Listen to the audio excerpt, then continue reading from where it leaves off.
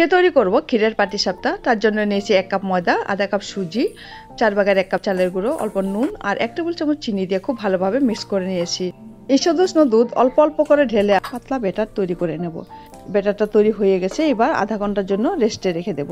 পুর তৈরি করব, তার জন্য আধা চামচ ঘি নিয়ে এলাম। ঘির মধ্যে 1 টেবিল চামচ সুজি দিয়ে খুব ভালোভাবে ভেজে নিয়েছি। এবার আধা লিটার দুধ নিয়ে নিলাম।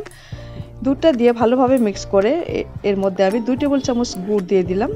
এবার এর মধ্যে দিয়ে দিচ্ছি 2 টেবিল চামচ পাউডার দুধ। ভালোভাবে মিক্স করে নিচ্ছি। ক্ষীরটা তৈরি হয়ে গেছে, এবার একটা বাটিতে তুলে নিলাম। আধ ঘন্টা পর এর মধ্যে আমি 1 টেবিল চামচ রিফাইন তেল দিয়ে ব্যাটারটাকে আরও ভালোভাবে কিছু সময় ফেটিয়ে নিলাম।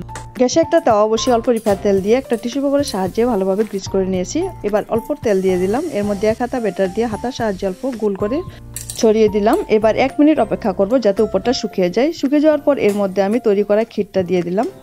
ক্ষীরটা দিয়ে একটা খুন্তির সাহায্যে যে সাইডে ক্ষীরটা দিলাম সেই সাইড থেকে হালকা হাতে এইভাবে ফোল্ড করে নেব। এইভাবে ফোল্ড করে নেওয়া হয়ে গেছে। এবার পিঠাটাকে আমি 2 পিঠ অল্প সেঁকে নেব।